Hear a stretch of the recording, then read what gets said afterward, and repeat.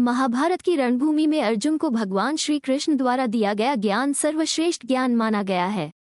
श्रीमद्भागवत गीता श्री कृष्ण द्वारा बताई गई बहुमूल्य बातों का एक संग्रह है। भारतीय परंपरा में गीता वही स्थान रखती है जो उपनिषद और धर्मसूत्रों का है। भगवान श्री कृष्ण के द्वारा दिए इस ज्ञान के कारण ही अर्जुन युद्ध के लिए तैयार हो सका। गीता की उत्पत्ति क्यों हुई?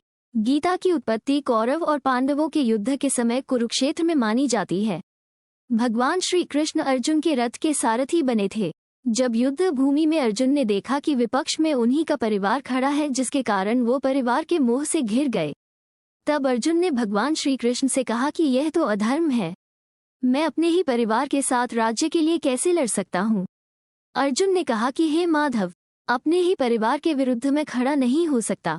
तब श्री कृष्ण ने कुरुक्षेत्र के मैदान में अर्जुन को उपदेश देते हुए कहा कि हे पार्थ, तुम्हें अपने क्षत्रिय धर्म का पालन करना चाहिए और एक क्षत्रिय की भांति अपने अधिकारों के लिए लड़ना चाहिए। गीता के उपदेश द्वारा भगवान ने युद्ध भूमि में अर्जुन के टूटे हुए मनोबल को जोड़ने का भी काम किया, जिसके बाद अर्जुन युद्ध के लिए तैयार हो गए और धर्म की रक्षा के लिए उसने शस्त्र उठाए। आज भी कितने ही लोग भगवत गीता का अनुसरण करके जीवन में व्याप्त कठिनाइयों से पार पाते हैं। गीता का पाठ करने से ज्ञान के साथ साथ मन की शांति भी प्राप्त होती है।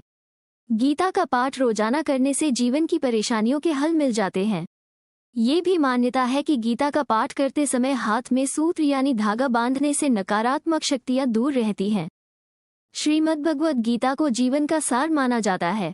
ऐसा इसलिए क्योंकि महाभारत के रणभूमि में भगवान श्री कृष्ण ने गीता का उपदेश देकर धनुर्धर अर्जुन का मार्गदर्शन किया था। वर्तमान समय में भी गीता के उपदेश को समझने से व्यक्ति सफलता के मार्ग पर चलने लगता है। भगवत गीता के अनुसार व्यक्ति सद्विचारों से और धर्म के पथ पर चलने से भगवान के चरणों में स्थान हासिल कर सकता है। आइए गीता के माध्यम से जानते हैं कि किस तरह व्यक्ति जीवन में पा सकता है सफल। भगवत गीता के अनुसार केवल कर्म पर ही व्यक्ति का अधिकार है, लेकिन उसका फल कैसा होगा ये कोई नहीं जानता है। इसलिए फल की चिंता किए बिना कर्म करते रहना ही समझदारी का काम है और इस बात का भी ध्यान रखना चाहिए कि उससे अधिक लगाव। गीता में बताया गया है कि विषय अथवा वस्तु के बारे में निरंतर सोचने से व्यक्ति मानसिक रूप से उससे जुड़ाव महसूस करने लगता है। इससे उनमें इच्छा पैदा होती है और इस इच्छा की पूर्ति न होने से क्रोध की उत्पत्ति होती है। इसलिए व्यक्ति को किसी से इतना जुड़ाव नहीं रखना चाहिए जिसके कारण वो स्वयं पर काबू ही न रख पाए। चिंत्या जायते दुख नान्यथेति निश्चयी तया हीनः सुखी शांतः सर्वत्र गलित स्पृहः। इस श्लोक के माध्यम से श्री कृष्ण बता रहे हैं कि चिंता से दुख की उत्पत्ति होती है और किसी अन्य कारणों से नहीं। इसलिए जो व्यक्ति चिंता से दूर रहता है वो सुखी, शांत और सभी इच्छाओं से मुक्त रहता है। इसलिए चिंता को कभी भी अपने ऊपर हावी न होने दें, क्योंकि इससे केवल दुख की प्राप्ति होती है।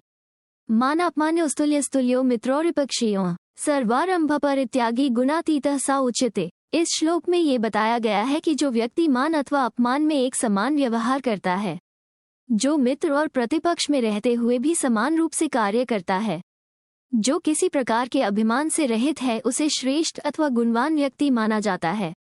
इसलिए किसी भी परिस्थिति में अपना व्यवहार और संयम नहीं खोना चाहिए। भगवत गीता के अनुसार केवल कर्म पर ही व्यक्ति का अधिकार है, लेकिन उसका फल कैसा होगा ये कोई नहीं जानता है। इसलिए फल की चिंता किए बिना कर्म करते रहना ही समझदारी का काम है और इस बात का भी ध्यान रखना चाहिए कि उससे अधिक लगाव।